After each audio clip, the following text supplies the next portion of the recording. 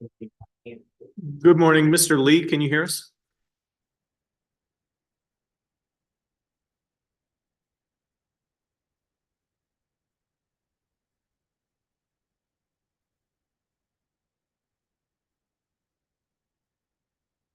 I have not yet heard from Mr. Lee today. That's all. And my eyesight is not good enough to see who else is on the call.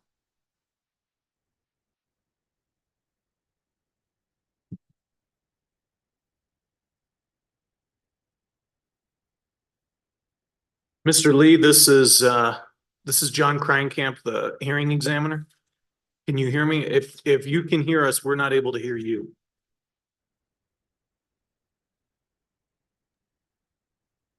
I think it shows that you might be muted.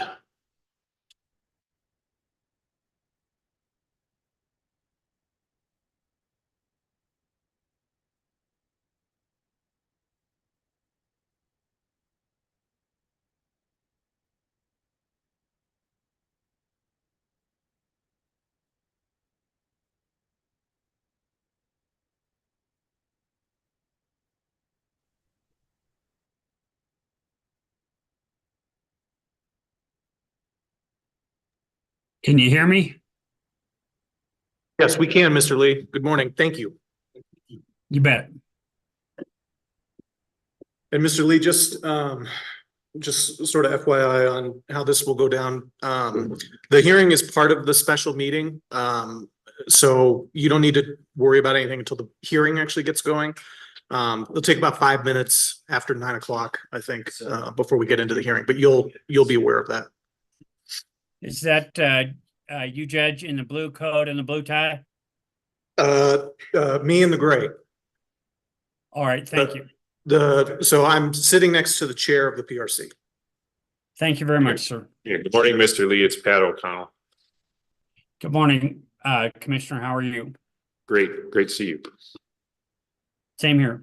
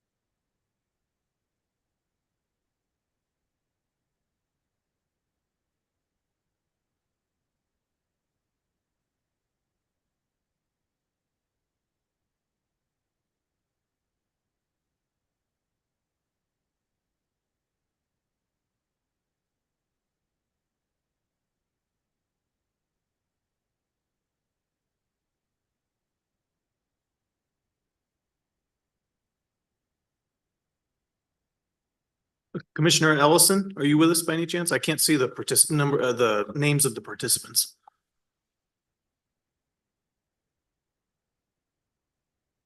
I don't see Commissioner Ellison or Commissioner Aguilera on my screen. And good morning. Good morning, Scott. Hey, Scott, for minutes purposes, can you keep track of who logs in on Zoom? I will. Thank you. I appreciate that.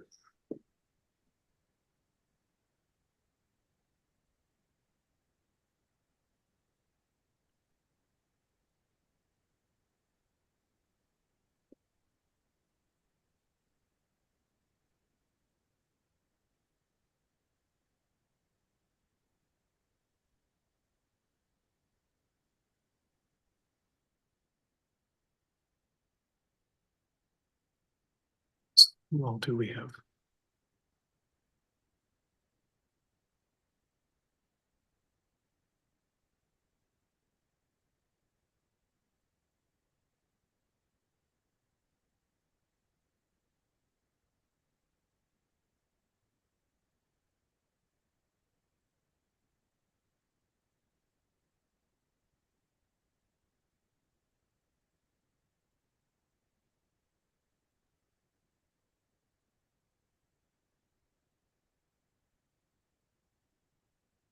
I see Commissioner Ellison on the Zoom now.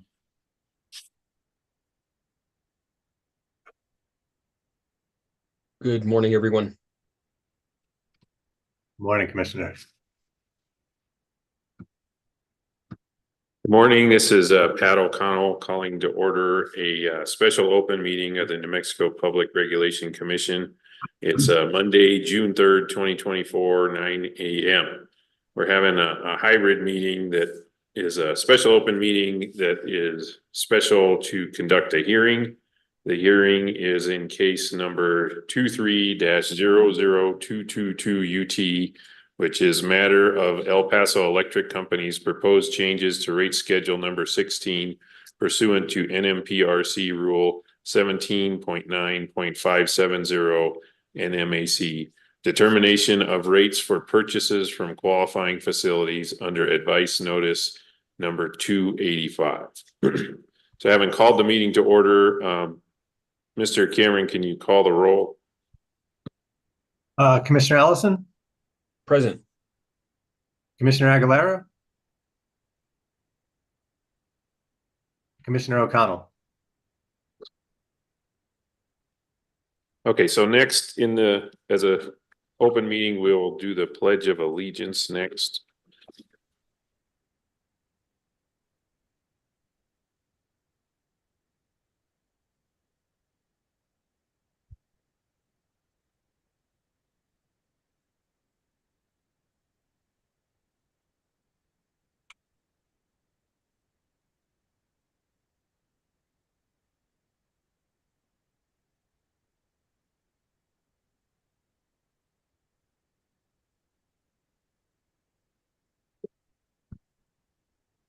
Mr. Chair. And then, Mr. Chair, yes, sir. sorry to interrupt. I just wanted to, just for the record, to state that you and Commissioner Ellison, you're in person. Commissioner Ellison is on Zoom. Commissioner Aguilera is not present, but you have a quorum. All right, thank you. Well, Commissioner Ellison, do you have any changes for the agenda that we have in front of us? No, thank you. I have no proposed changes. Okay, so seeing no changes to the agenda, we'll proceed with the agenda that was posted for this meeting. Next step is public comment.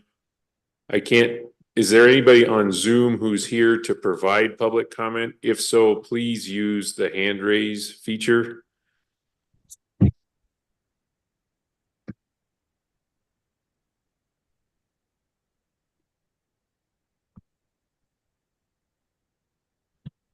And so seeing none on Zoom and there's no one in the room here to provide public comment, we're going to proceed with the public hearing. So at this point, I'm going to turn it over to Mr. John Kreinkamp from the Office of General Counsel. He's going to conduct the hearing. And so the floor is yours. Thank you, Mr. Chair. And I'm with the hearing examiners, not OGC. Oh, sorry. Just to avoid any confusion. Yeah, thank you. So I have attorneys for both EPE and staff here before we go on the record. Any preliminary matters we should address off the record? Yes, Mr. Hearing Examiner. With regards to Mr. Malden's pre-filed direct testimony, there was an Appendix A to that testimony, which is a list of his prior testimonial work. That unfortunately was not included in the testimony that was originally filed or uploaded to Dropbox. And I would propose to remedy that by attaching Appendix A to his testimony after we get done here today so that we have a full and accurate copy of what was intended to be filed and circulated for this case. Any concerns from EPE about that? No concerns. Okay, thank you. All right, well then what I would propose to do is when he testifies and when that the admission of that exhibit comes up, then we'll just note that for the record and then you can submit it to the service list and to me afterwards. Thank you, Mr. Hearing Examiner. With that, Mr. Lee, are you ready to go on the record?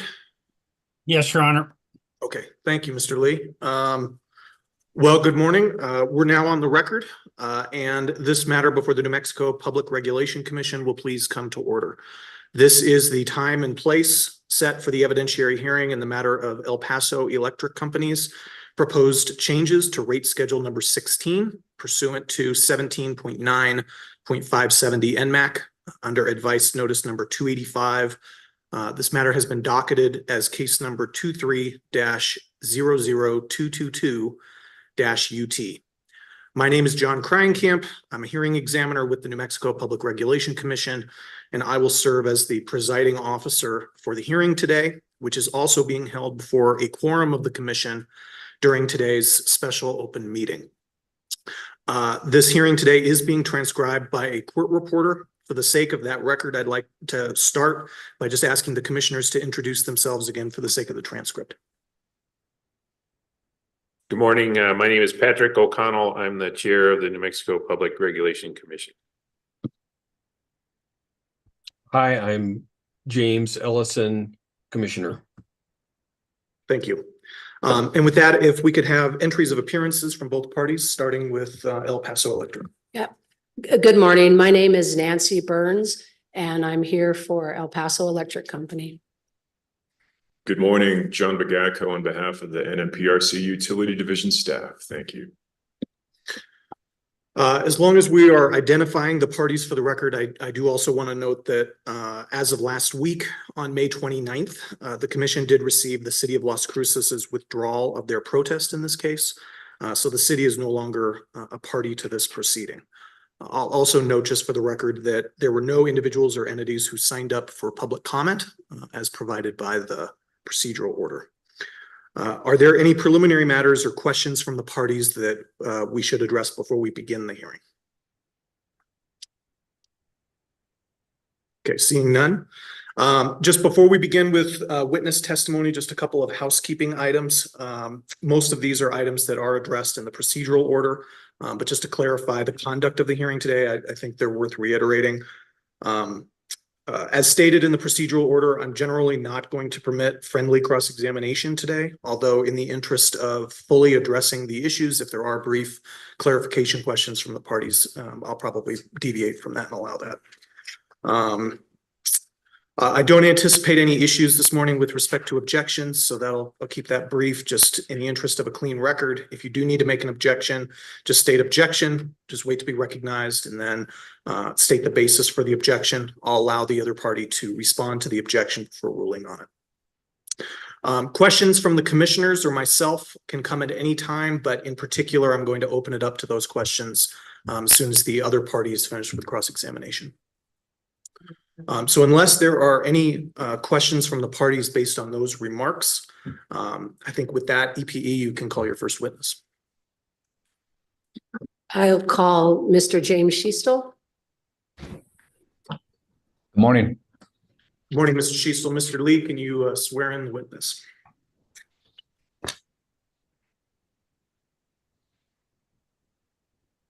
Will you please raise your right hand? You solemnly swear the testimony you're about to give the matter now pending should be the truth, the whole truth, nothing but the truth? Yes, Thank you, sir. Can you please state your name, spelling your last name for the record? certainly. My name's James Schiestel, SCHICHTL. And what is your position with El Paso Electric Company? I am Vice President of Regulatory Operations and Resource Strategy. Mr. Schiestel, I've placed four documents are placed in front of you, which are your pre-filed testimony in this case, marked EP Exhibit 1 through 4. Can you identify what's been marked as EP Exhibit 1? Yes, EP Exhibit 1 is my direct testimony in this case, filed on April 26th, 2024. Okay. And was that direct testimony drafted by you or under your direct supervision? Yes. If I were to ask you the same questions today that are in this direct testimony, would your answers be the same? Yes. Do you have any changes or corrections to make to this testimony? I do not. Okay. And if I were to ask you the same questions that are in here today, would your answers be true and correct to the best of your knowledge? Yes. So I'll move what's been marked EP Exhibit 1 into the record. Mr. Bagacco, any objections? No objection, thank you. The document list labeled as EPE Exhibit 1 has been admitted into the record. Mr. Shisto, if you could identify what's been marked as EP Exhibit 2? Yes, EPE Exhibit 2 is my responses to questions in the bench request of May 9th in this case. And it's dated May 20th, 2024? Correct. And was that testimony drafted by you or under your direct supervision? Yes, it was. Do you have any changes or corrections to make to that testimony? No, I do not. And if I asked you the same questions that are contained in here today, would your answers be the same? Yes, And would those answers be true and correct to the best of your knowledge? yes. So I'd like to move what's been marked EP Exhibit number 2 into the record. Mr. Bagaco? Mr. Hearing Examiner, no objections, thank you. Thank you. EPE Exhibit 2 is admitted into the record. So Mr. Shisto, can you identify what's been marked as EP Exhibit 3?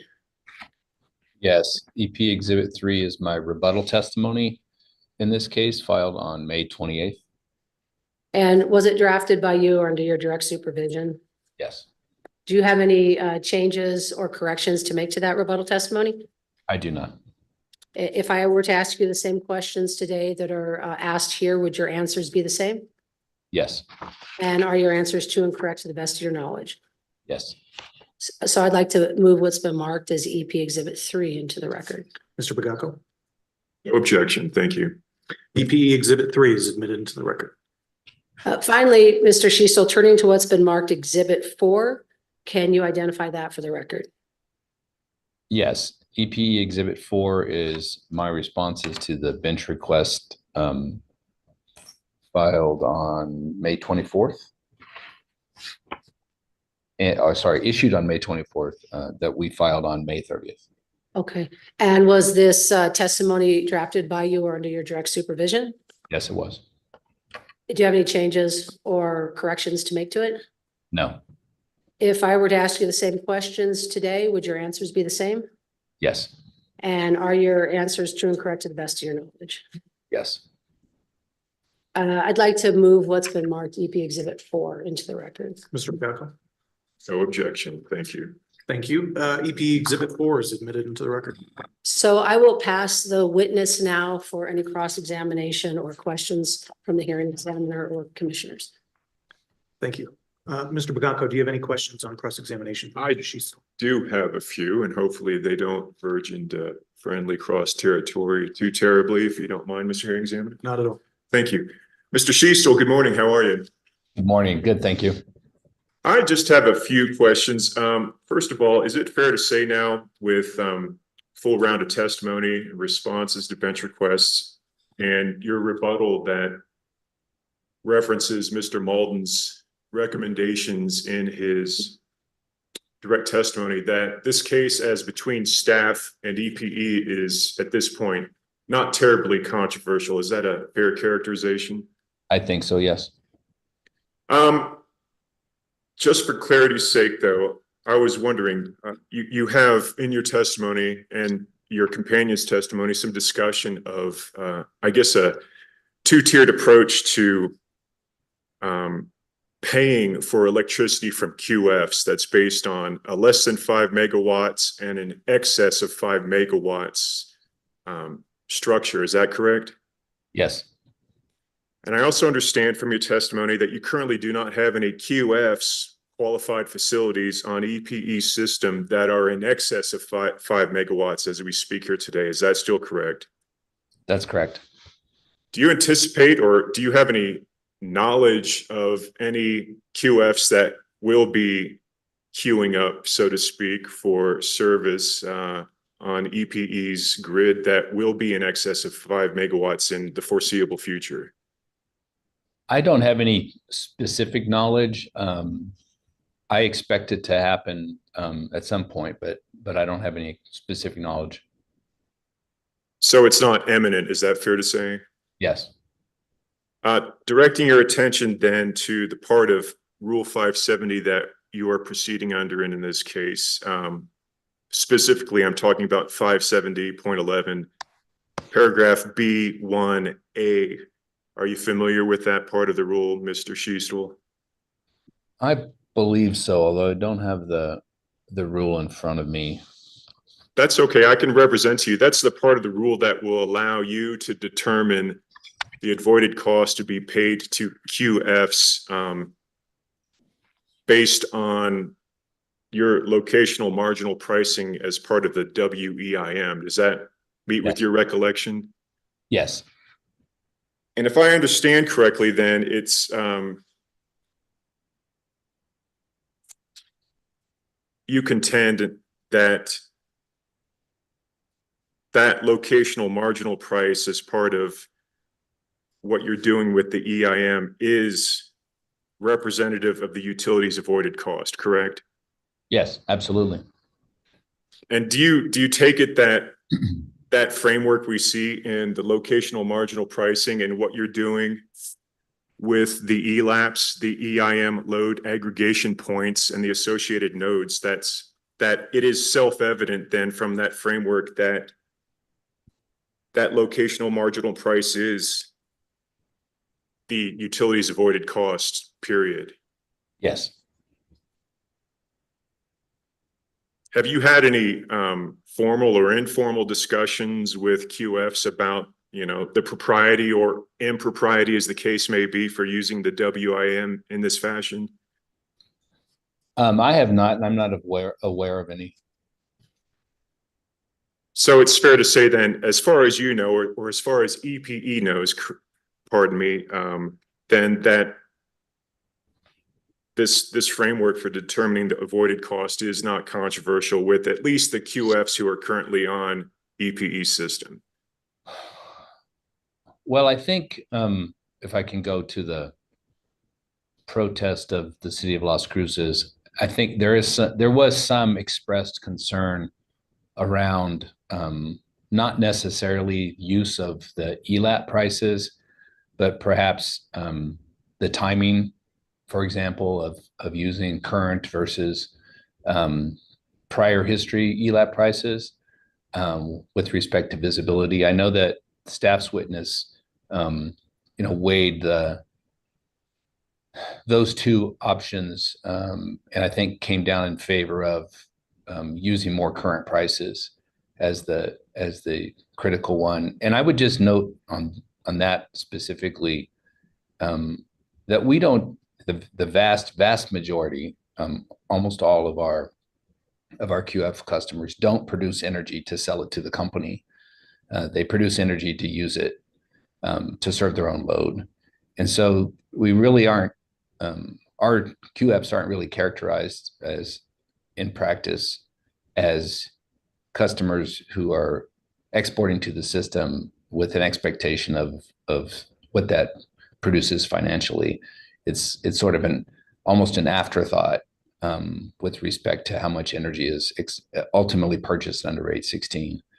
So I think the concern about having visibility and say advanced knowledge of what rate a QF might be paid is really not relevant for, again, the vast majority, I would say all but one of our QF customers. And as a matter of record, you are aware that the city of Las Cruces filed a notice of withdrawal from this case on May 29th, 2024. Does that meet with your recollection? Yes. All right. Well, thank you for the clarification on that short list of questions. I would pass the witness. Thank you.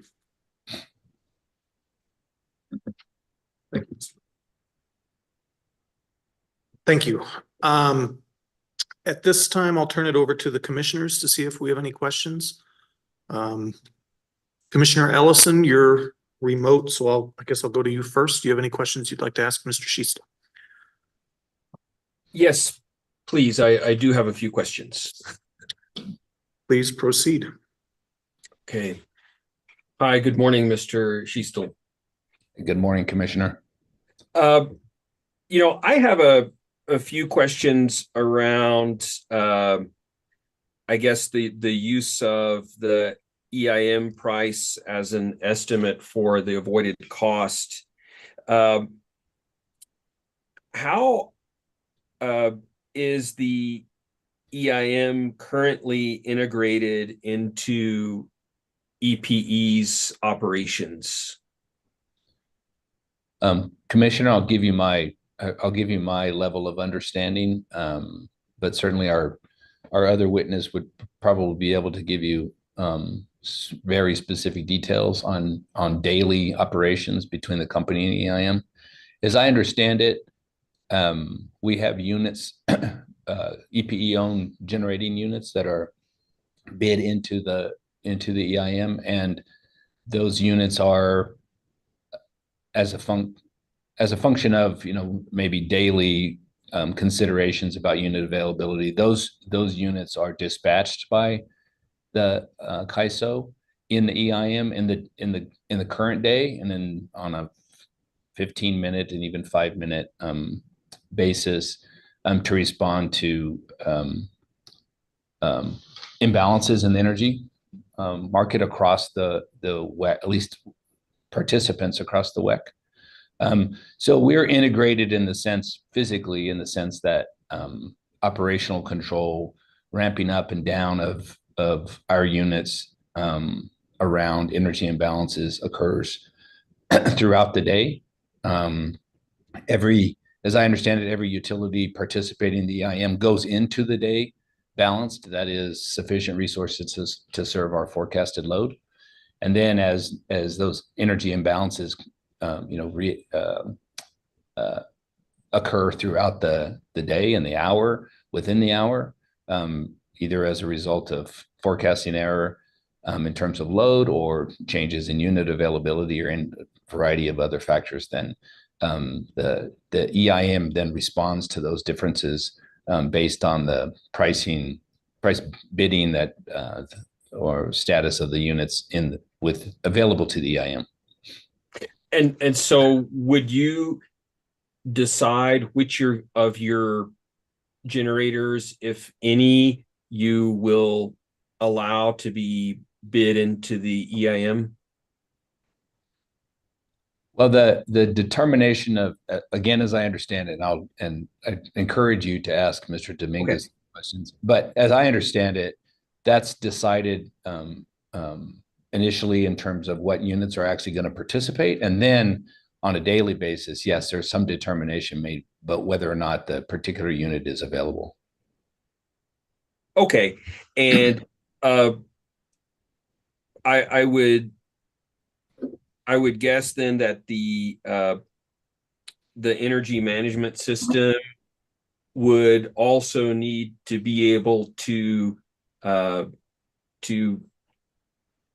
know which energy resource bids are available from the EIM. So what's the price at which power from elsewhere on the EIM can be purchased? That's my understanding, yes. Okay. And could it be in some situations that the nodal price at EPE from the energy imbalance market is even negative? Yes. And can it also be that you've got a negative price, yet you're unable to take advantage of that, to essentially purchase power at that from the EIM at that price? That I can't answer. I think Mr. Dominguez certainly can. Okay. That's fine. And in terms of distributed generation, would you say that of the residential customers that have distributed solar, that all of them are on a net energy metering basis? Yes. Okay. And what is your how does the net energy metering arrangement work? In other words, in all cases, if the customer generated more power than they consumed, does EPE purchase that power from the customer at the end of the month, or is that a choice? Choice on behalf of the customer. Yes. Yeah. So all of our DG customers are treated as QFs and there may be, I mean, there may be customers who have DG systems who aren't participating on rate 16. I'm not aware of any, but you don't say, for example, a DG customer doesn't have to be compensated under rate 16. But in answer to your question, on a monthly basis, the total amount of energy exported to the grid, which is metered, is netted against the total amount of energy that the customer consumes over the same period, which is also metered, separately metered.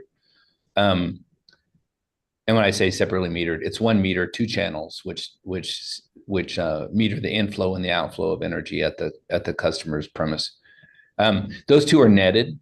If the customer is a net consumer, meaning they took more from EPE than they exported to the system, then they purchase that energy under their standard rate number 1 for residential customers. If the amount that's exported to the grid exceeds the amount that they consumed, then the difference is purchased under rate 16. So the only amounts purchased under rate 16 from all of, well, at least the net meter customers, is what's left at the end of the month in terms of the difference between what they consumed and what they exported. Okay, so the EPE doesn't have the practice of allowing a customer to carry forward a balance from month to month, some credit if they have had excess generation. Not on a kilowatt hour basis. And generally speaking, the credit is reflected on the monthly bill. To the extent the customer has a net credit for their entire bill, then that can be carried forward from month to month. So we generally have a practice of paying out to customers credits in excess of $50, but to avoid just the small payments and the cost of just making small monthly payments, we carry forward credits. Sure, dollar credits. But okay, so you don't carry forward kilowatt hour credits. You would in any case monetize the value of the excess balance at the end of the month. That's correct. And so in that case, the RECs for that excess balance would belong to EPE. Yes, we currently now treat only those renewable kilowatt hours RECs purchased under rate 16 as the utilities for purposes of RPS compliance. That's right. Okay, and this rate 16 that you're filing for now differs from the existing schedule that you have in effect. Did the previous schedule, was it also dependent on EIM pricing? No, it was based on contracted purchase powers from the prior power purchases from the prior year, and the price is set on that basis.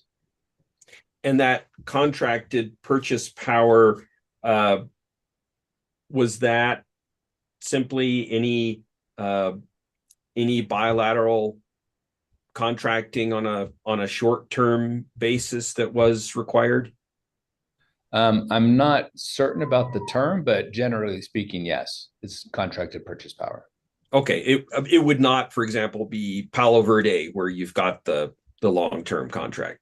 No. Okay, and what really precipitated this change in methodology that you're looking to do here? Primarily that, well, it was the changes to Rule 570 that followed from the FERC Order 872 that actually allowed for the use of this type of pricing EIM. It allows for quite a few other methodologies. So it was the combination of changes to the rule, and then of course our own participation in EIM that then prompted us to make the change. Okay, and I recall there was some questioning around having the hourly EIM pricing for the 5 megawatt and above customers and having the monthly average for the residential customers. Is that correct? Yes, I believe there's some, excuse me, some bench questions on those. Okay, I meant from the city of Las Cruces. I think they were inquiring about that particular question. I don't recall on that subject. I mean, I think Okay. there was some just questions about that break point, say above and below 5 megawatts. This is my recollection. The difference in treatment. Yes. And given that all of these small customers are on net energy metering, where you're doing the monthly balance, it would seem to be difficult to assign hourly, I guess, to match that with the hourly pricing. Was that your main consideration? Yes, and primarily it's that monthly netting that really makes that complicated, because at the end of it, it really washes out all the variations of consumption and production across hours of the month, because any excess production over the month can be netted against any hours consumption across the month, and so you sort of lose the whole shape of what the customer's net export profile looks like, if that makes sense. Okay, that's great. Thank you, Mr. Schiestel. I think that's all the questions for now. Okay, thank you, Commissioner.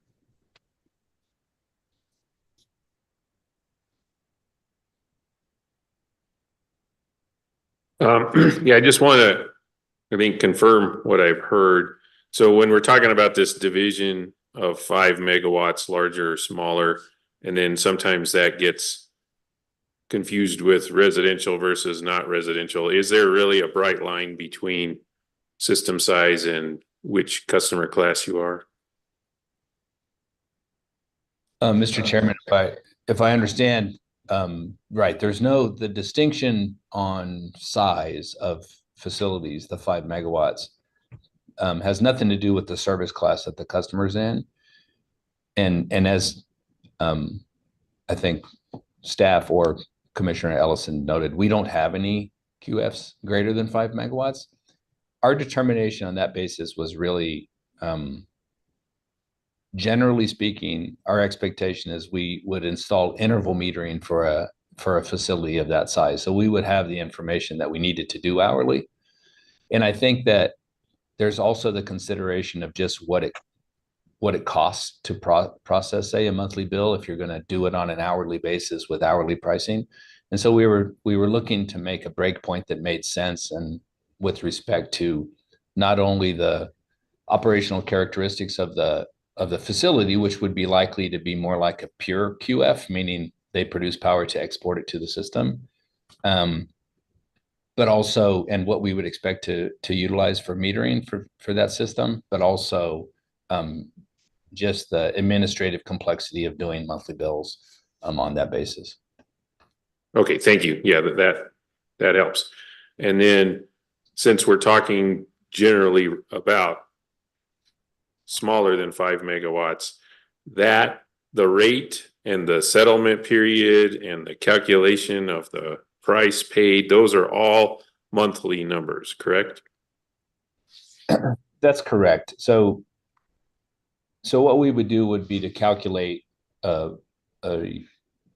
price for those customers under rate 16 applicable to the month, and any customer billed because customer bills, especially these are residential customers, so we have multiple billing cycles throughout the month.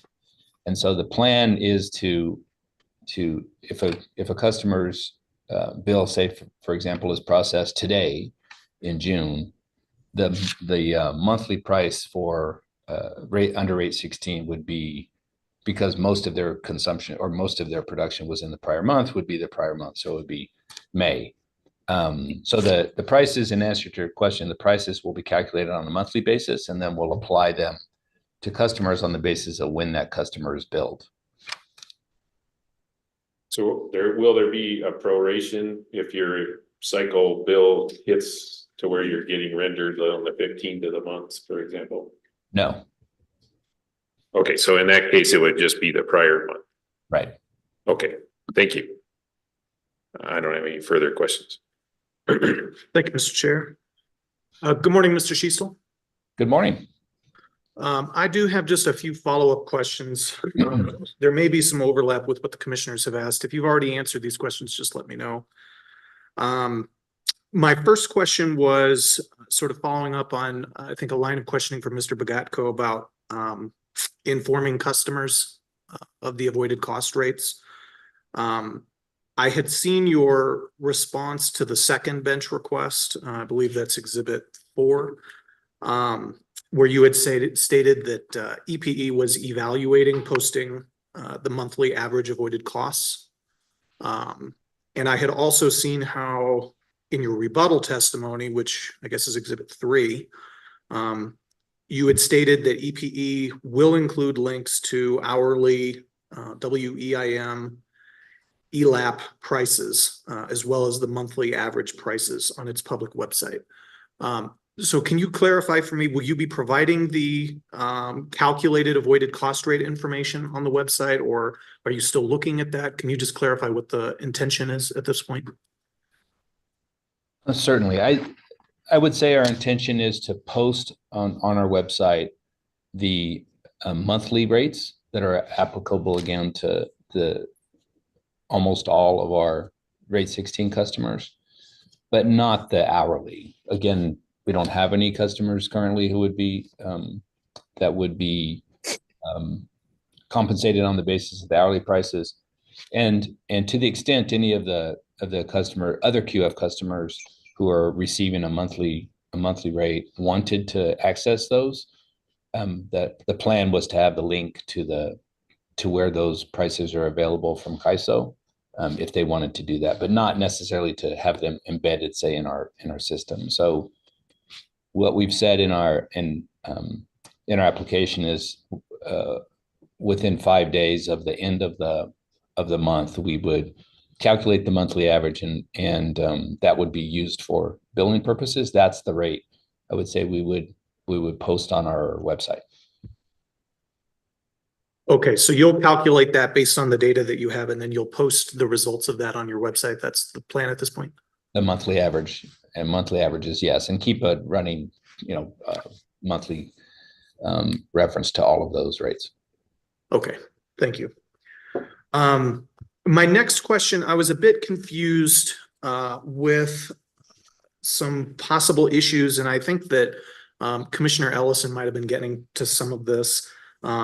The issues that you may have had with your billing system, and this came up in some of staff's recommendations. I mean, to direct you, I guess, to something more helpful.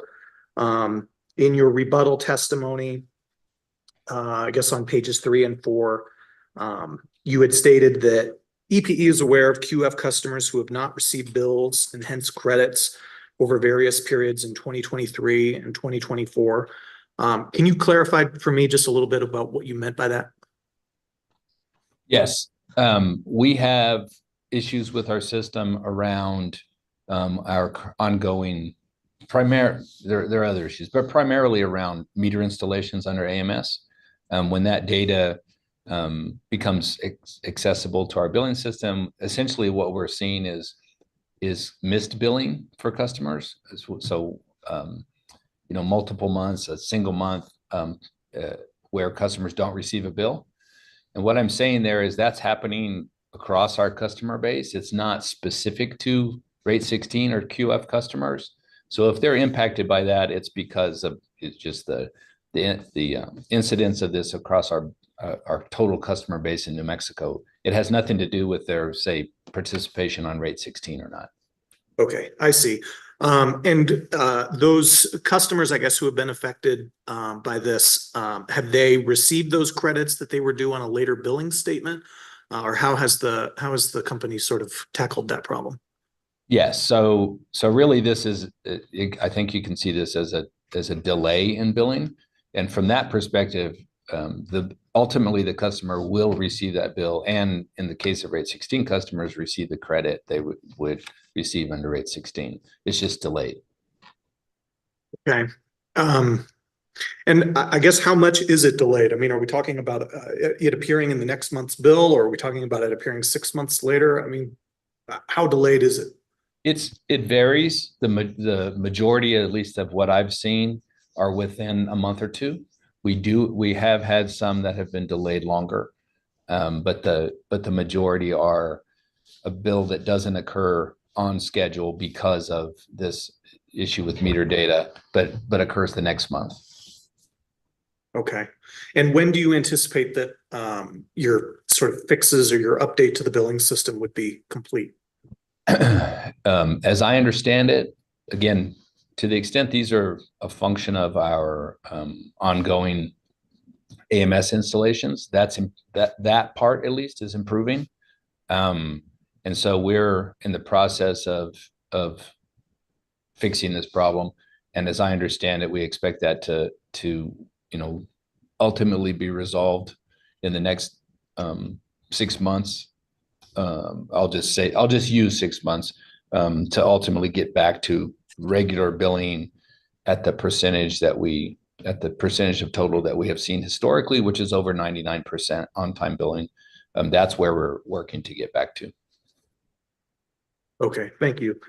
So then I guess I would pivot slightly to I guess the issue of the avoided cost rate. Without considering the long-term effects on the amount of generation capacity that EPE might have to build, does the avoided cost rate matter to EPE's finances in any way? My understanding, this is essentially a pass-through. Is that correct? It is a pass-through, meaning that everything we purchase on a monthly basis under rate 16 is reflected in the FPPCAC, our fuel billing factor, and recovered from all customers through the FPPCAC. Okay. Now, with respect to net metering, this is an item that came up in testimony several times. It came up today. Can you explain why, and in your response to the first bench request, the bench request that I issued, you stated that it might not be possible to ascertain the amount of QF energy purchased under rate 16 by time of day from the majority of the QF customers without changes to NEM. Can you explain that to me just a little bit more? I'm trying to recall if there were really two. I thought there were two references there. There could be. I can give you a. No, that's okay. There was your question about in total how much purchase or what the quantity of purchases occurring over the peak period. There's one issue, there's one response there, and that was primarily that we don't have that metering data for 9,500 customers who are on rate 16, at least not currently. And so I couldn't give you an answer on your bench request of how much energy was purchased there. Might we ultimately have that, be able to calculate that number? Which was the other question with respect to advanced metering. Eventually all of these customers will have an advanced meter that gives us that hourly capability. My response there with respect to NEM is that if you think about, as I described it to Commissioner Ellison, if you think about how net metering works, meaning you look at the end of the month and you have 200 kilowatt hours exported and 100 kilowatt hours consumed, you're a net exporter. 100 of those exported kilowatt hours cancel out all of your consumption, and then you're paid for the extra 100, the net export, we call it, under rate 16.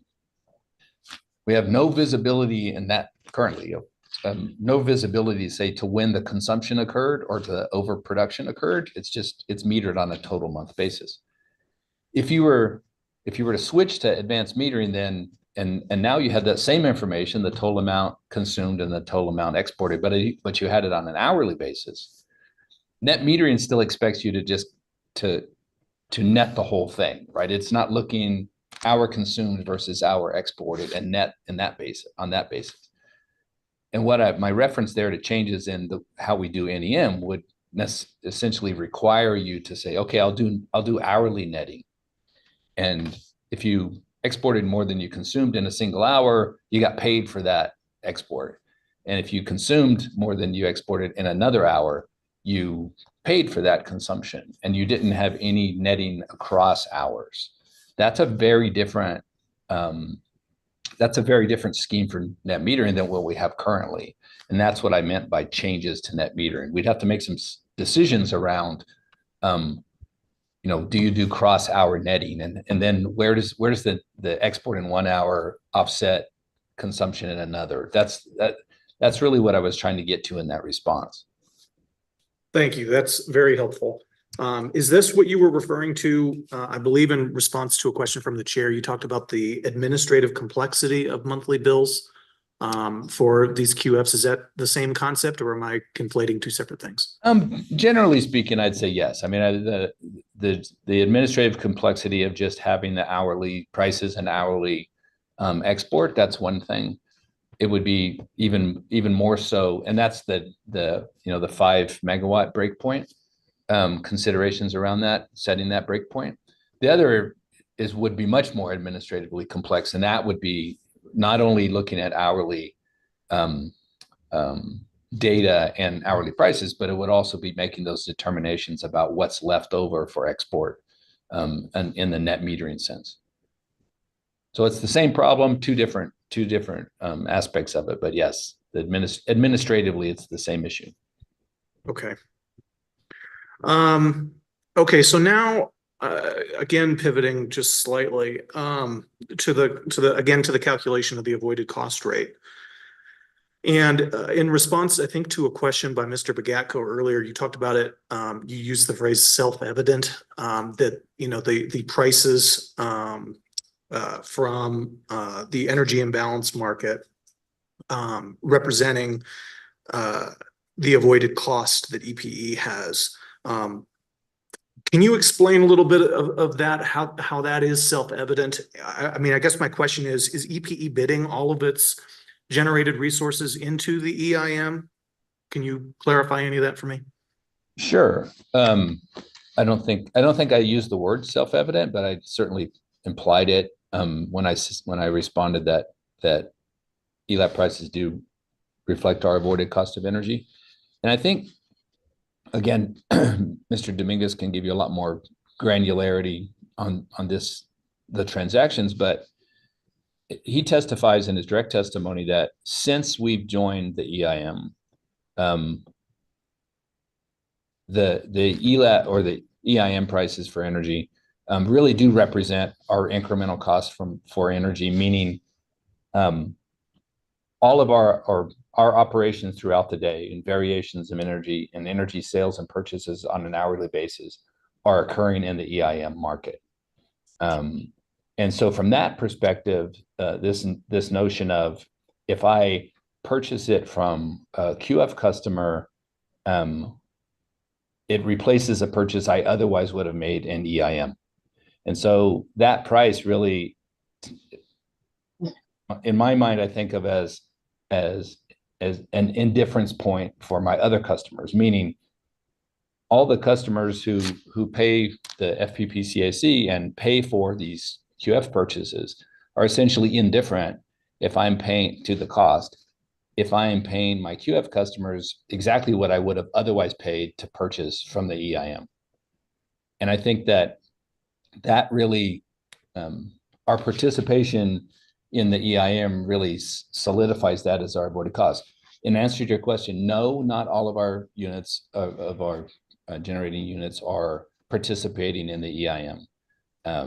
But I do believe it's representative of everything that's happening on the margin during the day when you have these energy imbalances, hourly energy imbalances. Okay, thank you.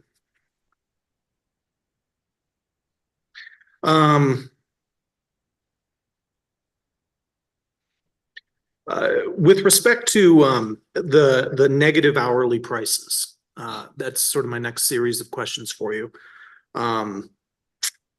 It was either your response to the bench request or Mr. Dominguez's that showed that there were certain hours that the price would go negative. And I know that this is a subject that was addressed in your response to the second bench request. Does EPE make market purchases during the hours where market prices are negative, at least to your knowledge? To my knowledge, yes. You do. Okay. In the EIM, yes. Okay. And does EPE generally as a practice manage its generation so as to ensure that it is able to purchase energy from the market when it's anticipating that prices will go negative? Is it possible, I guess, to back up, is it possible to anticipate when the prices will go negative? Just my generally uninformed opinion, no. Not to anticipate and plan around those things. That's really not the way operationally the EIM works. Okay. You can benefit from those occurrences, but I don't know about planning your operations around them. I don't see that. Okay.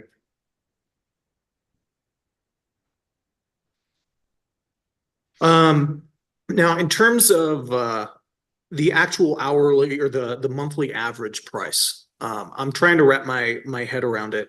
You responded again to the second bench request, Exhibit 4, by saying that the QFs below 5 megawatts would be paid on the basis of a simple average of hourly ELAP prices for the billing month. I interpret that to mean that all of the hourly prices for the month are included equally in that average. Is that fair to say? That's correct. Okay. And I guess where I'm getting stuck is it would seem to me that a QF would not necessarily be exporting energy to the grid equally across all hours of the day or all hours of the month. Is that fair to say as well? And can you help me understand how, if there's that, if there's that disconnect between when they're providing energy to the grid or they're exporting it to the grid and then that average, can you help me understand that at all? I would characterize it as a necessary simplification. I mean, it's absolutely the case that, especially for our QF customers, meaning primarily residential customers with generation behind the meter, serving their own load and exporting to the grid when they're generating more than they consume on site. Even if you take away the complexity created by net metering, it varies quite a bit if you think about how solar generate, and this is just a function of how solar generation works in terms of its profile and what the standard residential profile looks like. especially in the good producing months for solar, they're producing earlier in the day, say for example, than residential customers peak in terms of their demand. That generation is dropping off as a residential load increases towards the 4, 5, 6 o'clock in the evening. And so what you see is a profile of exports that happen earlier in the day and then go away as the system drops off in terms of production and the customer load increases. But in answer to your question, very much no. The production of the QF, these QFs in terms of exports to the system, does not happen regularly throughout the day or the month. It is focused in a particular, generally focused in a particular time period if it occurs. But the use of a simple average is, again, in my mind, a simplification that balances, the difference, say, between that and what you might see if you did it on an hourly basis. For customers where, we're talking about monthly credits in the range of, $10 to $15 a month, and in many cases much lower. And so again, to go back to administrative complexity, you have to question whether it's worth it to try to get that level of granularity on pricing and export for a relatively small amount of money, where the monthly averaging really gets you to fundamentally, close to that or approximates that price. Okay, that's helpful. And I guess my last question, you've referred to and you've been asked, I think by both of the commissioners about this sort of bifurcation between the QF customers above 5 megawatts and then the ones below that. We've talked about net metering. Would the QFs above 5 megawatts, would they also use net metering? And would that represent, again, that administrative burden, or is that less of a concern, I guess, just because of the amount that they would be exporting to the grid? Yeah, those customers don't qualify for net metering. So Okay. Net metering is not an issue there. So then you're just talking about hourly metered exports and then hourly pricing. So, the computation is a little more complicated just because there's 730 calculations instead of a single one. But generally speaking, no, it isn't complicated by the net metering aspect. Okay, thank you. And I think that's all the questions that I have for you right now. On redirect, EP. Thank you. I have a few questions. Mr. Schiestel? Hello. Good morning. Hi, Nancy. Okay. You responded to a few questions asked by Mr. Badacco, and he referenced you to a Rule 570 provision and asked you if EPE's rate represented EPE's avoided cost. Do you remember those questions? Yes. Could you just clarify for the record what avoided cost rate 16 represents? I would define, at least in the context of rate 16, avoided cost, meaning the price that EPE would otherwise purchase energy at, were it not making the purchases from our QF customers. Thank you. And then Commissioner Ellison asked you a few questions regarding how EPE's operation integrates with the Western Energy Imbalance Market. Do you remember those questions? Yes, I do. And you had said that Mr. Dominguez might be better able to answer those questions. Do you recall that? Yes. And I heard you testify that CAISO dispatches EPE's generation. Do you recall that? Yes. Do you know whether or not CAISO dispatches EPE's generation?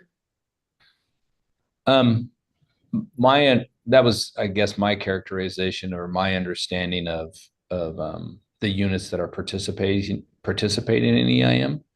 I think certainly Mr. Dominguez could clarify around that, but that's my understanding is that the movement of those generators up or down happens in the imbalance market through the computer system that manages the EIM. Okay. And thank you. And also in response to a question by Commissioner Ellison, he asked you about our current rate 16 and the methodology from which that derived. Do you remember those questions? Yes.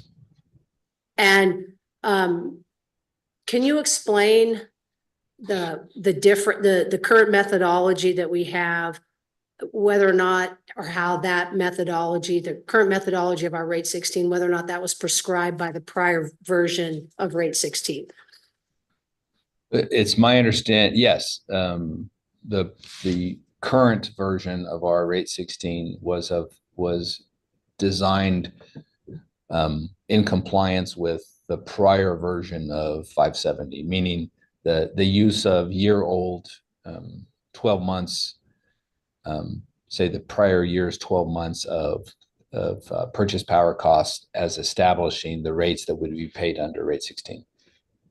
And that methodology was prescribed by the rule. Yes. And the current version of the rule redacted that methodology, correct? Yes. Okay. And then just one more clarification for the record. The hearing examiner and the commissioners asked you some questions regarding the difference between QFs above 5 megawatts and basically the distributed generation customers that would come below 5 megawatts. Do you recall those questions? Yes. And could you just identify for the record an additional limitation on customer sided distributed generation that distinguishes above 5 megawatts and the DG customer, rooftop solar customers?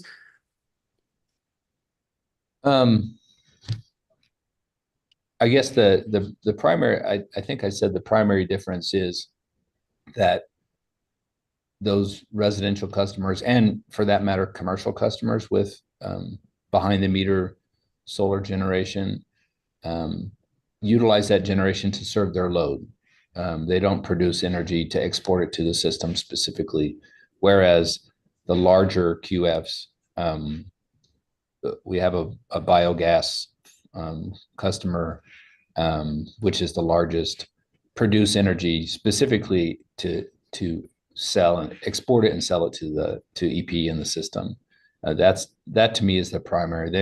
There's some station load that might be served by that generation, a small amount, but fundamentally the total export is intended for the system with the larger QFs.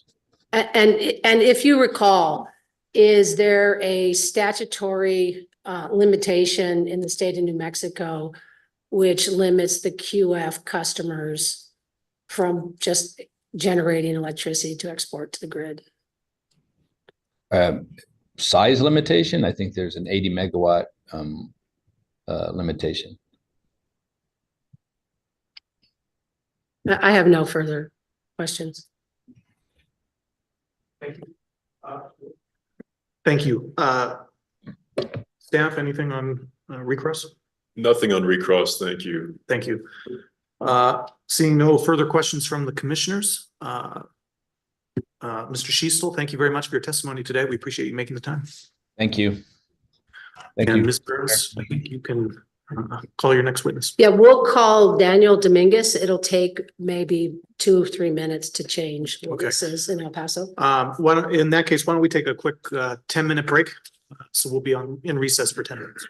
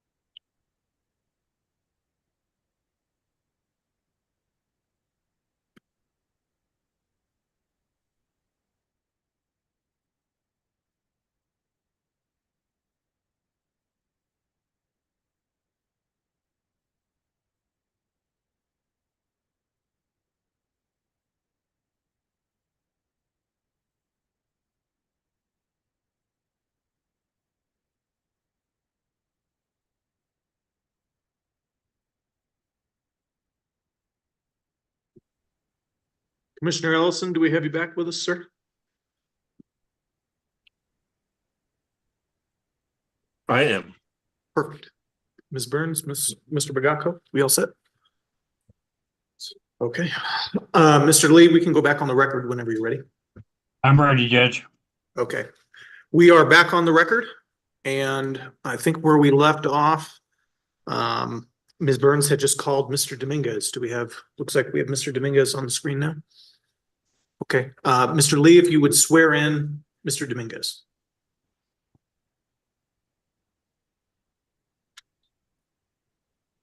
Mr. Dominguez, if you'd please raise your right hand. You solemnly swear the testimony you're about to give, no matter what opinion, should be the truth, the whole truth, nothing but the truth. Yes. Thank you, sir. Good morning, Mr. Dominguez. Good morning. Can you please state your name and spell your last name for the record? Of course, my name is Daniel Dominguez, last name Dominguez.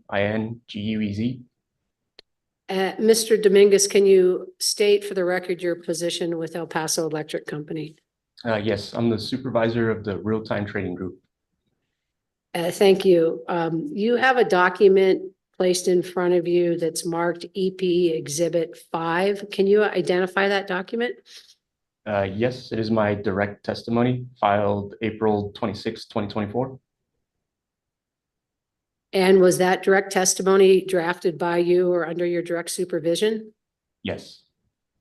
Do you have any changes or corrections to make to that direct testimony?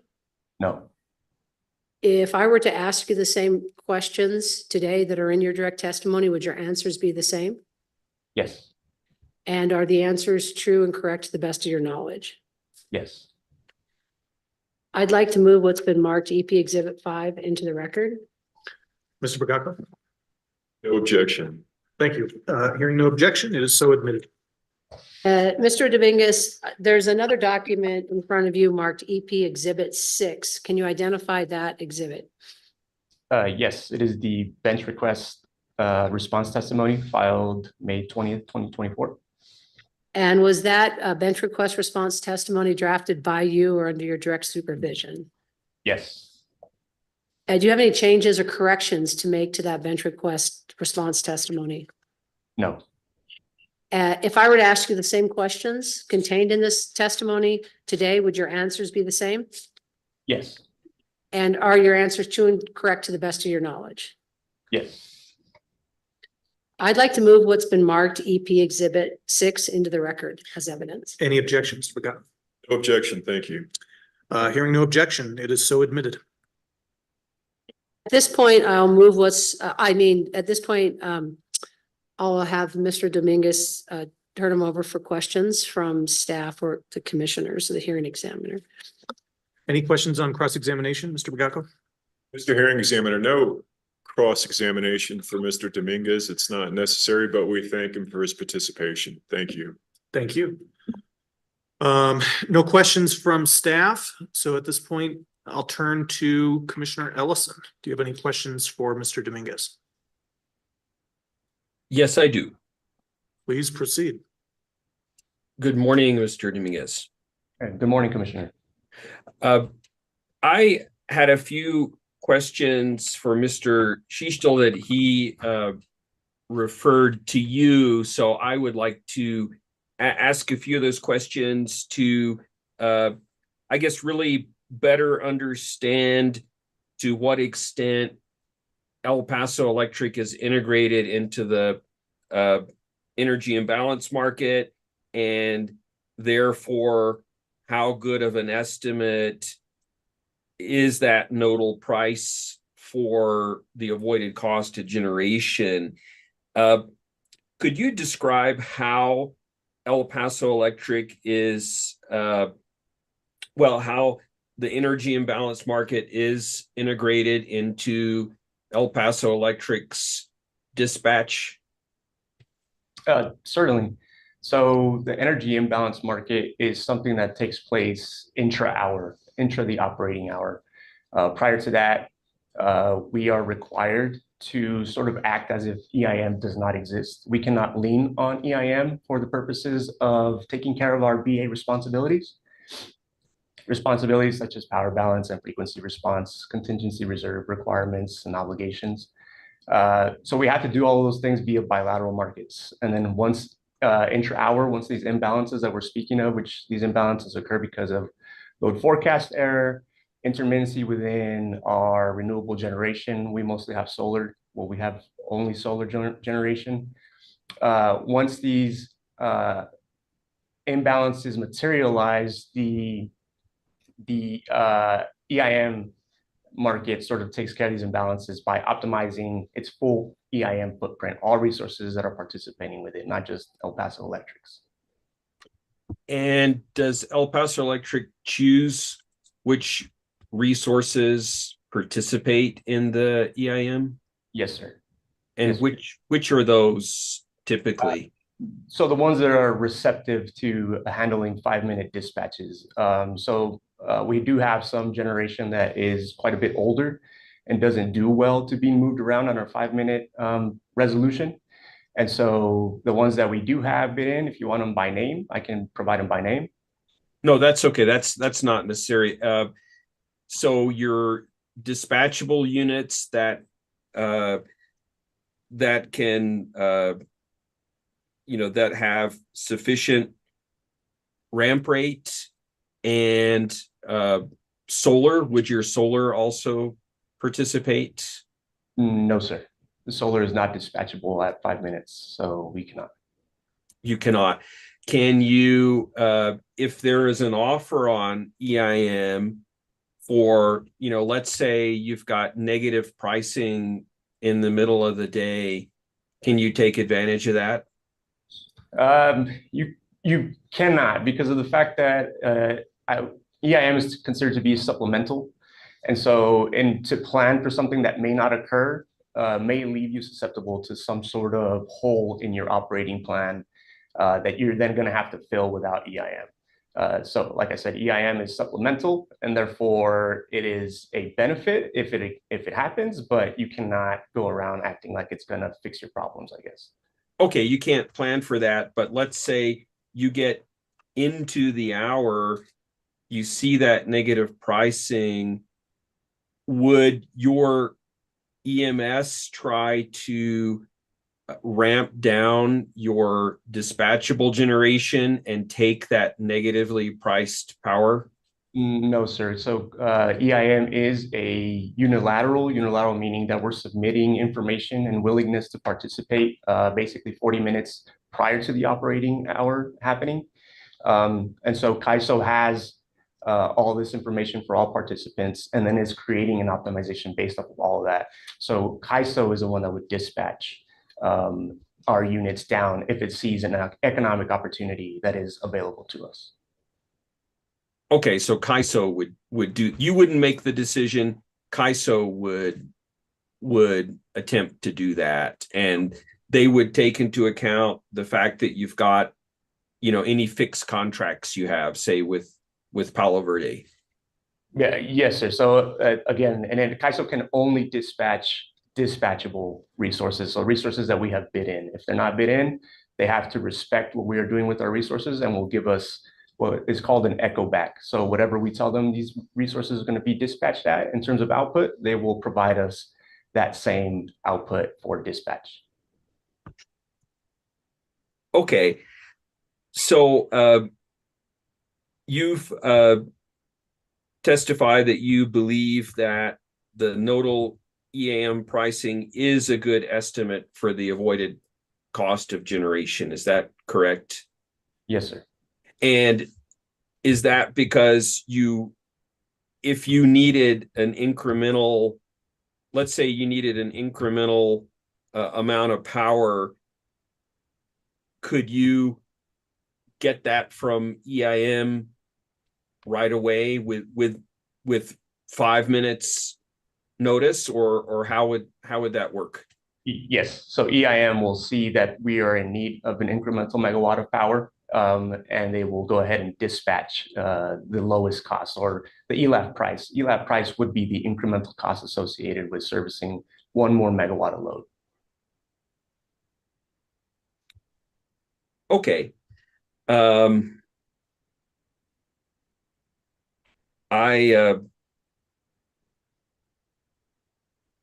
Yeah, I think that's all the questions for now. Thank you. Thank you. Thank you, Commissioner Ellison. Mr. Chair, any questions for Mr. Dominguez? Thank you for the opportunity and thank you for your testimony, Mr. Dominguez. I don't have any questions. Thank you, Mr. Chair. Good morning, Mr. Dominguez. Good morning. I just have two questions for you, I think, and I just want to make sure that I'm understanding this correctly.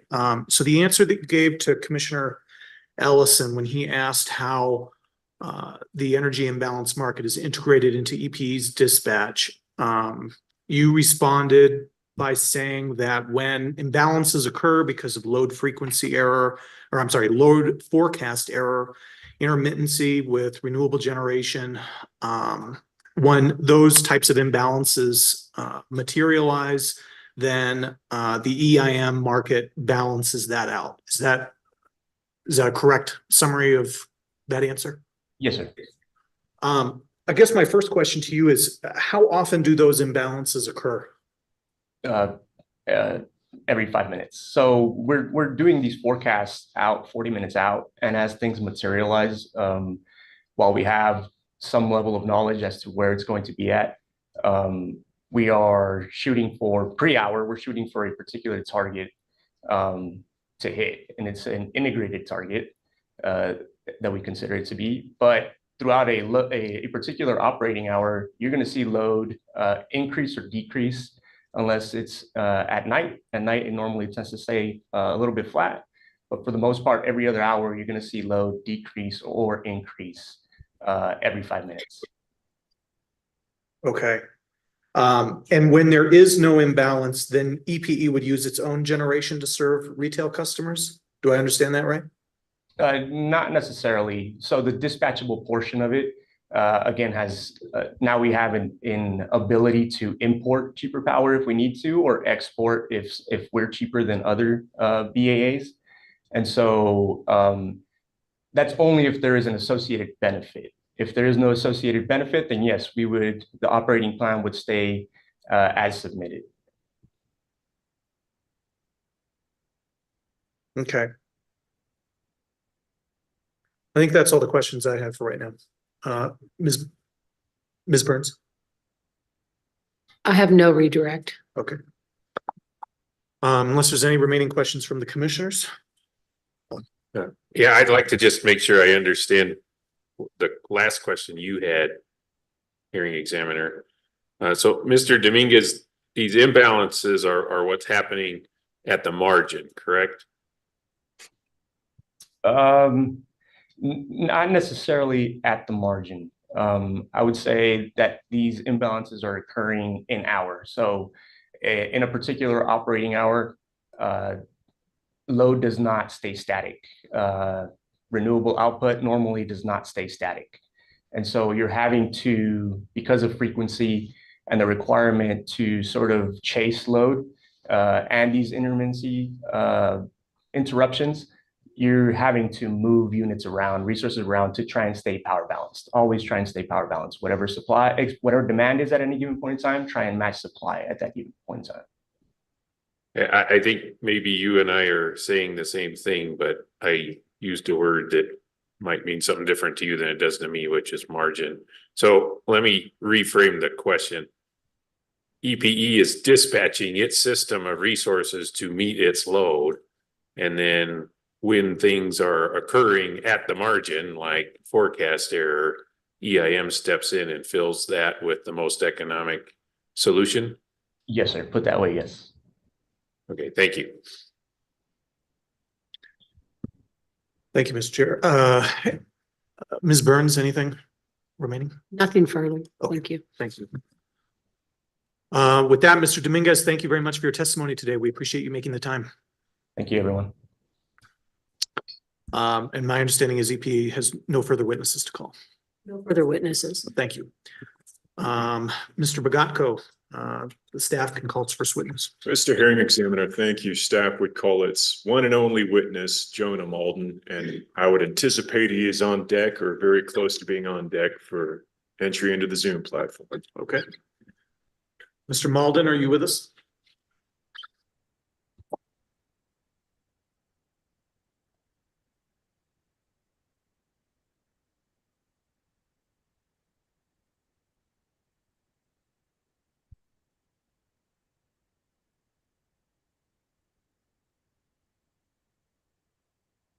Good morning, Mr. Malden. Looks like you've been able to join us. Can you hear us?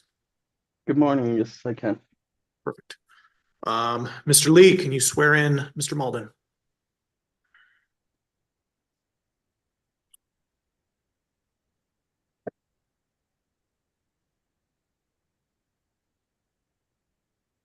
Mr. Malden, would you please raise your right hand? You solemnly swear the testimony you're about to give the matter now pending should be the truth, the whole truth, and nothing but the truth. Yes, I do. Thank you, sir. Thank you. Mr. Bragaco? Thank you, Mr. Hearing Examiner. Good morning, Mr. Malden. I trust you're well. Good morning. Yes, I am. And I sure hope you've got a copy of your prepared direct testimony that you filed in this case on May 21st, 2024 in front of you. Yes, I do. And it's been provisionally marked as Staff Exhibit 1. Do you see that down in the right lower corner of the document? Yes. Would you just please take a moment and flip through that and make sure that it is a complete and accurate copy of the testimony you filed in this case back on May 21st? Yes, I believe it is.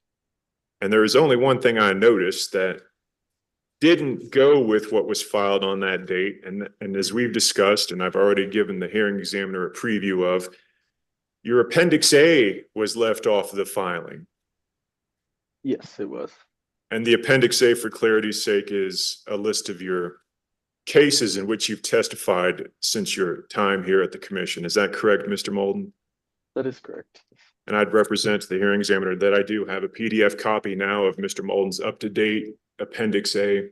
And presuming that his testimony gets entered into the evidentiary record after this hearing is over, I would propose to attach Appendix A to his testimony and circulate it to everybody on the certificate of service. Would that be amenable to you, Mr. Hearing Examiner?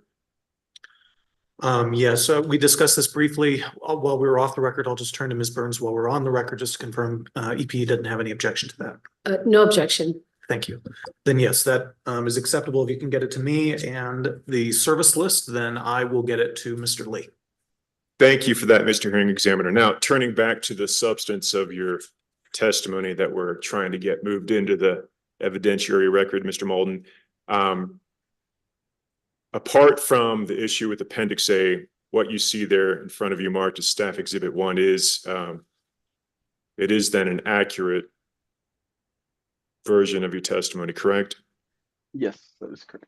And as we sit here today, then, if you were asked the same questions as we see posed in that pre-filed testimony, would your answers to those questions be the same, or would they now have caused a change at this public hearing? No changes. They would remain the same. Thank you for that, Mr. Malden. With that, Mr. Hearing Examiner, I would move for admission into the evidentiary record, the prepared direct testimony of Jonah Malden that's been provisionally marked as Staff Exhibit 1. Any objections, Ms. Byrne? No objection. Thank you. With that, Staff's Exhibit 1 is hereby admitted into the record. Thank you, Mr. Hearing Examiner, and I would tender Mr. Malden for any cross-examination by counsel or any examination by you and our esteemed commissioners. Thank you, Mr. Bragaco. Ms. Burns, any questions on cross-examination? No questions. Thank you. Okay. Seeing no questions on cross, Commissioner Ellison, do you have any questions for Mr. Malden? No, thank you. Not at this time. Okay. Mr. Chair, any questions for Mr. Malden? I just want to thank you for your testimony, Mr. Malden. I don't have any questions for you this morning. Thank you. And thank you, Mr. Chair. Good morning, Mr. Malden. Morning. I had several questions for you. And I think that they have been addressed. Most of them have been addressed already, mostly by Mr. Schiestel. I guess one clarification question I did have just based on your direct testimony, you stated that on page 14, EPE should be required to credit QF customers for any energy purchased during the suspension of this tariff, if applicable. I'm assuming the answer to this question is no, but I just want to clarify. Did you intend to recommend that QFs be credited the difference between what they have paid and what they would have been paid if the advice notice had not been suspended? No, and that's my apologies. I should have clarified that recommendation further, but essentially what I wanted to recommend there was if EP had not been crediting QF customers during the suspension period of this tariff, I just wanted to ensure those customers would be credited. But I believe that was cleared up by Mr. Schiestel in his bench request response. Thank you. I appreciate that. I just wanted to clarify that. I assumed that was how you would respond. Let me ask you this, another question. One of the questions that has come up in the second bench request and then a little bit here today is this issue of the hours when the ELAP price is negative. Was that something that the staff that you looked at all in making your recommendations? I guess what I'm getting at is, do you have an opinion as to the reasonableness of including that negative price in the average? Yeah, I do have an opinion. I would say that, mathematically there really is no issue in including negative numbers in that computation. Really, it's just going to end up giving the same answer as if there was no negative numbers. It's going to give you the central tendency of the data, and that there's no like mathematical rules that would bar against including negative numbers in that data set. Okay, So I think thank you. I think it's reasonable. Yeah. Okay, thank you for that. And one, I guess, clarification question. Based on everything that's been filed, do you know how the EPE's proposed avoided cost rate would compare to what QFs are currently receiving under the current rate that's in effect? As far as like the price, I don't. I would just remark that I think using market prices, they will vary month to month, but I do think that it is the most fair price that you could use in this scenario, just based on the fact that it is using the price from which the generation occurred. And I am a supporter of that methodology. Okay, thank you. I don't think I have anything further for you, Mr. Malden. Mr. Bagacco, any questions on redirect? Mr. Hearing Examiner, no redirect necessary. Thank you, though. Okay, thank you. Any final questions from the commissioners, this witness? No, thank you. Commissioner Ellison? No, thank you. Okay, well, thank you. Thank you, Mr. Malden, for your testimony today. We appreciate you making the time. Thank you. All right.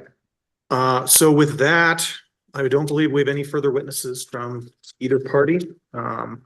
We've gone through all of the pre-filed exhibits. So with that, I believe that concludes the evidence and testimony portion of the hearing today. The last sort of substantive item I did want to address while we're on the record is the issue of briefing. So at the pre-hearing conference where it looked like we would have 3 parties to this proceeding instead of 2, I think we reached an understanding with an expedited transcript that we'd have briefs submitted to the commission on June 10th. Given that we don't have that third party, I think that changes things just a little bit. Beyond sort of the issues that the parties would like to brief, commissioners, Commissioner Ellison, Mr. Chair, do you have any particular subjects that you would like addressed in briefing at all? No, thank you. I mean, through this process, it's really clarified what I think is important, and so I don't have any specific briefing requests in addition to just the general question. Okay. Commissioner Ellison, anything specific on your side? For briefing in this case? Yes. I guess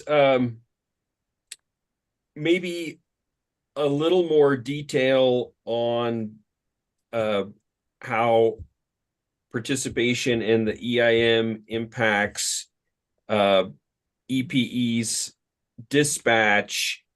I think I understand based on the answers given, but I'm not entirely certain. One would think that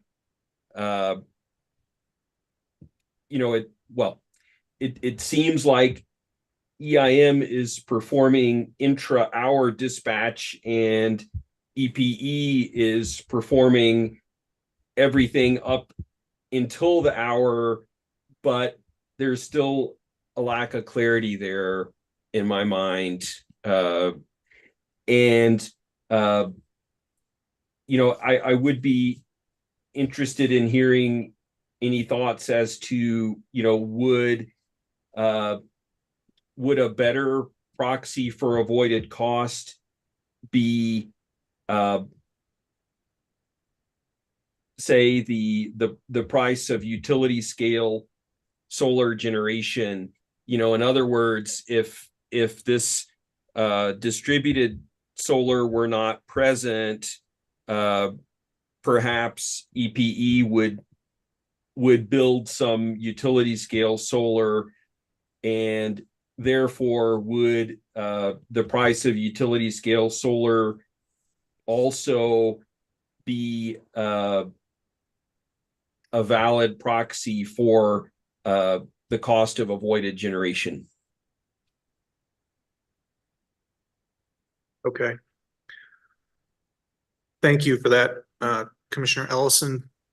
While we're on this point, do either parties have any sort of clarifications you'd like to ask Commissioner Ellison with respect to what he'd be looking for in briefing on that issue? Commissioner Ellison, my only comment might be, it might be better to ask Mr. Schiestel those questions than to get briefing from me on them. So it's, in the record. I don't know that Mr. Schiestel has left the premises of the hearing right now. We're happy to offer something in briefing, but I don't know that it would be in the record, that particular question. Ms. Burns, are you suggesting that if he's still on the line, we could recall him and have some more clarification? That's my suggestion. It might be more helpful to get it in the record. Okay. Than briefed by me. Commissioner Ellison, would you be amenable to that? Sure, that would be fine to have a brief recall if he is indeed still available. Let me make the call while we're on the record. Is Mr. Schiestel, are you still with us?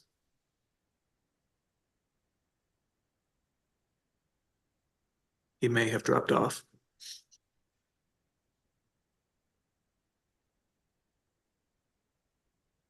One alternative would be we could formulate some of those questions in a bench request. Would that be? Sure, that would be just as good. Good morning. Mr. Schiestel is in a meeting. However, I could get him up here in like 5 minutes. If that's okay.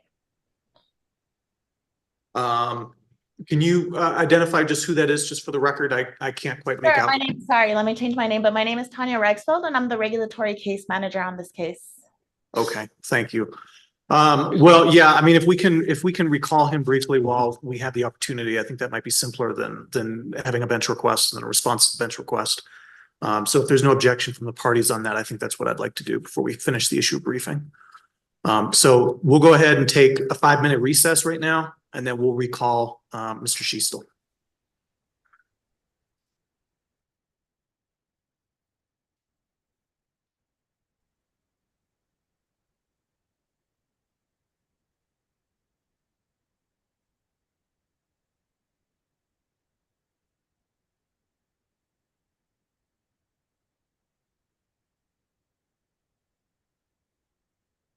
Thank you. I think that would work. He's on his way. Okay. Yeah.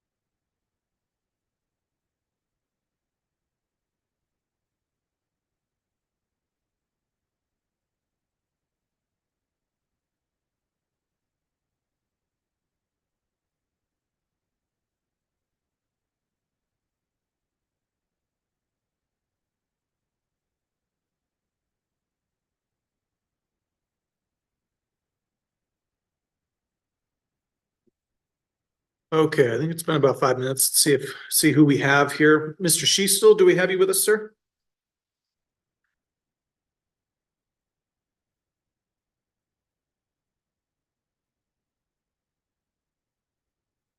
Maybe not quite yet. Oh,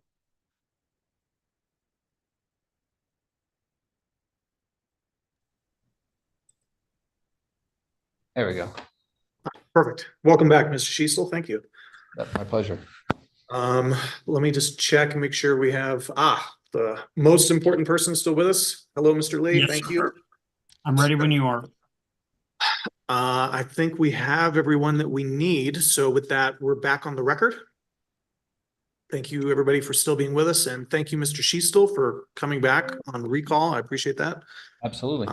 I think at this point, I'm going to turn it to Commissioner Ellison, who had, I believe, a question or two for you. And I'll just, if you could just confirm that you remember, Mr. Sheastel, that you are still technically under oath. Yes, I understand. Perfect. Commissioner Ellison? Hello again, Mr. Sheastel. Thank you for accommodating this request. A couple of things just really came up for me that I think it would be nice to have an answer on record for. So one question, and I know it's because of our rule changes, your submission and your focus on using the EIM locational pricing for the avoided cost proxy. I'd like to know your thoughts on whether power purchases from a utility scale solar plant could also be a good avoided cost proxy for these solar qualifying facilities. I think generally speaking, if you wanted to say the value of solar production on a rooftop is fundamentally the same in terms of its output profile, is fundamentally the same as, say, a system, setting aside the economies of scale and things like that.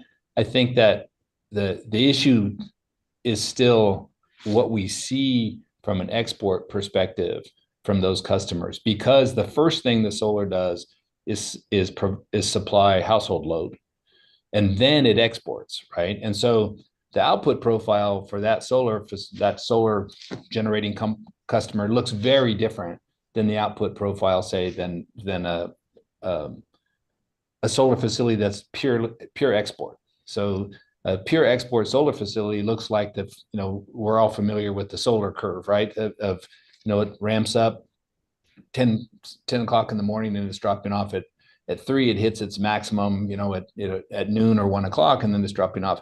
If you look at the export profile for a DG customer, it doesn't look anything like that, because it's perhaps exporting a little bit in the morning and then drops off in the closer to the middle of the day and later in the day when the customer is actually consuming that output. So it doesn't really look like a solar profile. And so to your earlier question about, or a question about, using the average month EIM as a proxy for just doing hourly, I think because the profile looks so different, I don't think that a utility scale solar, say, price would really be representative of what you're getting from that rooftop solar customer in terms of when the energy is exported to the system.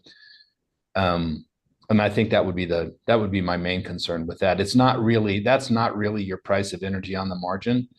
And so I think that's where EIM is superior.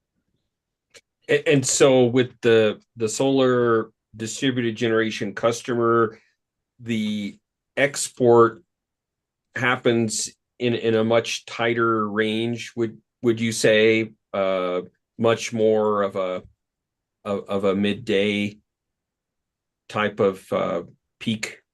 Yes, I'd say that's correct. Early to midday. Yes. Okay, so it would all come over, say, 2 or 3 hours as opposed to being distributed more broadly. Right. We have sample metering, that gives us this information. We don't have that AMI, AMS meters yet where we could look at all of our customers. But I would say certainly from the just looking at the sample metering data where we overlay all the information that we have, yes, that's the case.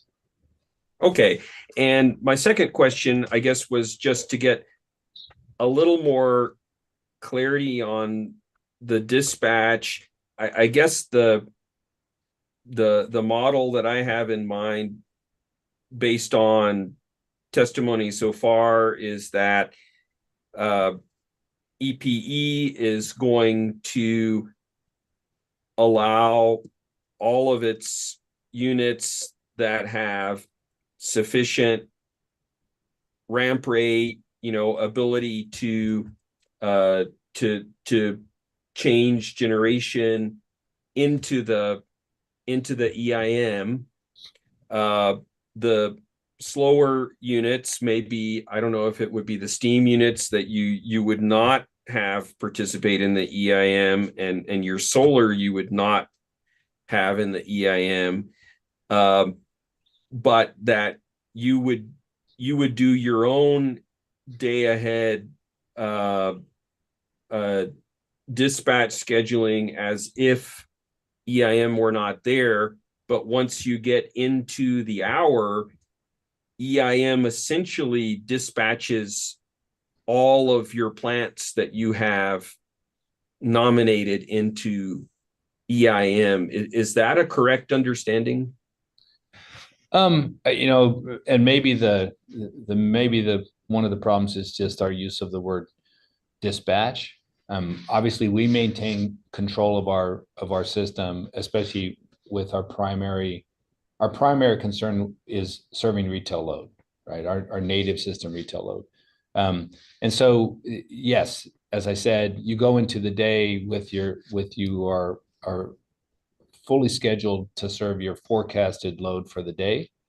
All the unit availability and everything else, the expected dispatch of those resources and the timing of it. And then the near term, let's say inter-hour or even several hour differences across that profile as your forecast changes, as the output of units changes, as the availability of other units on the system, not ours, in other words, in the EIM, availability is different. All of those things are happening for other utilities at the same time. And so it's really that imbalance across the system is what EIM really seeks to address. From an economic and efficiency and perspective, and even like somewhat reliability perspective, but really it's about economic and efficiency of the units across the system. So I think the way I think of it is mission one is serve all your retail load.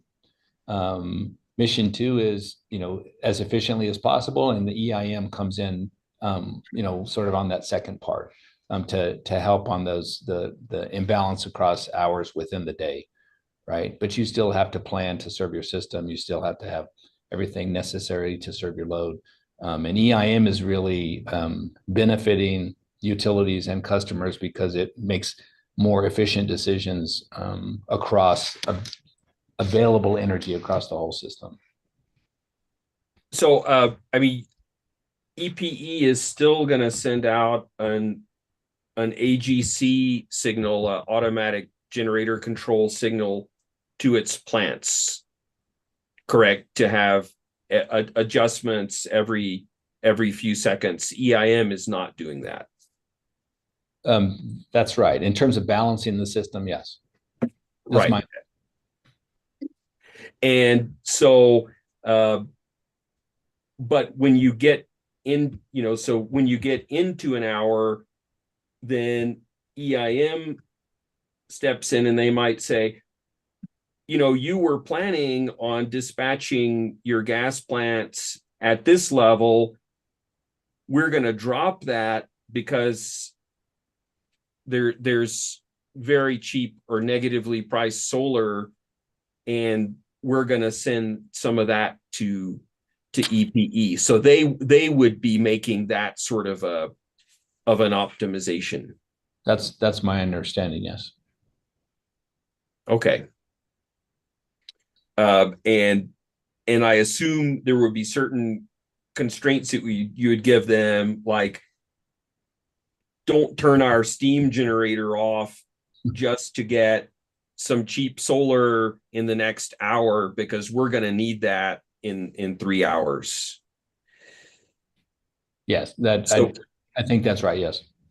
Right. So it couldn't, you couldn't be completely ceding control of dispatch to them, but you would have to put some parameters around it. Maybe, I think Commissioner O'Connell said at the margin. So maybe you've given some limitations and they have room to dispatch within those limitations. Right. And that's, as I said, maybe that using the word dispatch is the problem, because it makes it sound like the way you just characterized it, I'm turning something on or off. And this is really about just increasing or decreasing the amount of energy being supplied from units that are currently operating, right? So you're right. running, it's running in the way you planned for the day. And there are some variations around, how much of a unit is producing up or down. Right. In intra-hour. And I understand they don't have their hands on the switches at EIM, but they're asking you, let's ramp down these units to accommodate more solar, and you would implement that. Right. And you're really, going into that day having told them that, yes, those are, these units are available to do exactly that. Right. Okay. Thank you, Mr. Schiestel. I appreciate your accommodating me. Oh, no, absolutely. I appreciate everyone's attention to this. Thank you. Thank you. Thank you, Mr. Schiestel. And thank you, Commissioner, for those questions. Mr. Chair, do you have any follow-up questions for Mr. Schiestel based on those? No, and thank you for coming back, Mr. Schiestel. It wasn't a long trip, I assure you. Thank you. And Mr. Schiestel, I too do not have any follow-up questions for you. Before I turn it over for redirect, Mr. Bagacco, do you have any questions based on that? No further questions for Mr. Schiestel. Thank you, Mr. Schiestel and Mr. Hearing Examiner. Thank you. Ms. Burns, any redirect? I have no redirect. Thank you. Okay, thank you.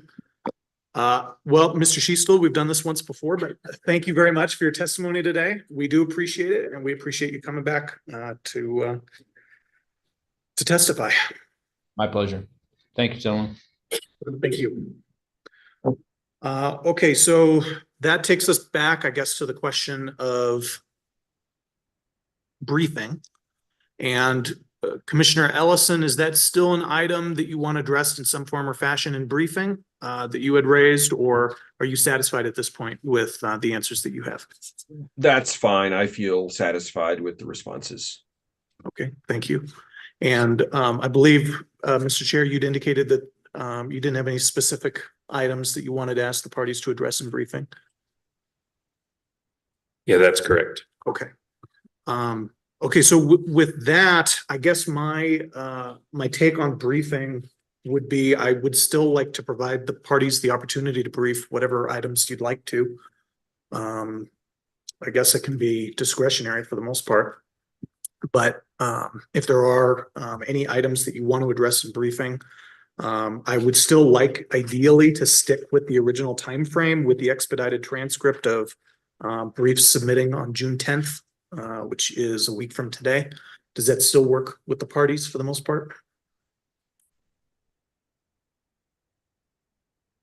I think that'll be fine. The initial briefs due on June 10th, Monday? A week Yes. from today? Okay. Yes, and I think we That's fine. had discussed waiving response briefs. Okay. Perfect. Mr. Bagacco, is that amenable to you? Mr. Hearing Examiner, staff can make that work. Thank you. Okay, thank you. Okay, so anything further on briefing at all? Or I'll broaden it. Any further issues at all from the parties? There's nothing from me. Thank you. Nothing further from staff. Thank you. Okay, thank you. All right, well then, I guess my last item for the parties is just to clarify where we are going forward. Aside from briefing, so as I think both of you know, I was serving as the presiding officer really only in this hearing today, so and it was attended by a quorum of the commission, so there will not be a recommended decision. Commissioner Aguilera, who was not able to make it today, will be reviewing the whole record from the hearing today, including the transcript and the exhibits. So as a result, the case will be submitted directly to the commission for a decision without a recommendation from me. As part of that, the commission will obviously need to rule on this at an open meeting to be held at some point here in the near future. It may also discuss this case in closed session at some point. That's up to them. So the parties should stay tuned for the commission's meeting announcements as far as when this case will be ruled on. Any final questions from the parties about any of that before we adjourn today? Nothing further from staff. Thank you, commissioners. Thank you, Mr. Hearing Examiner, and the parties and council. The only further thing from EPE is just a comment on the 13-month suspension period. And EPE is just willing to just acknowledge that and that the commission should just take its time on coming up with a decision. I don't know if we'll exceed the suspension period, but EPE isn't planning to act on that period at all. So yeah, we could have a whole discussion about that, but just to clarify, so you're going to wait for the commission's decision, I guess, before Implementing any Before new implementing rate. it. Yeah, just we discussed that internally and I just wanted to make that clear to the commission, okay. given the sort of the timing of this. And I appreciate that, Ms. Byrne, in EPE. So I guess with that, I do want to thank, sincerely, I want to thank both parties and Ms. Burns, Mr. Bagato, for your participation and professionalism today. Thank you, Mr. Lee. And with that, this hearing is adjourned and we're off the record. We are not, however, done with the meeting. For that, I turn back over to Mr. Chair. Thank you, Mr. Kreinkamp. And so where we're at on the agenda for this meeting is closing remarks by commissioners, including discussion of next steps. I think Mr. Kreinkamp already gave us an excellent discussion of next steps, so I'm not going to go through that again. And then closing remarks, again, I don't think I can say what Mr. Kreinkamp said better than he did. So just echo gratitude to all for helping us work through this interesting question. Commissioner Ellison, do you have any closing remarks? Mr. Chair, I would just echo those sentiments. I appreciate everyone's diligence and thought given to this effort. Okay, so with that, the meeting is adjourned too. 11:08 a.m. Perfect. Thank you both. And just to confirm, Mr. Bagato,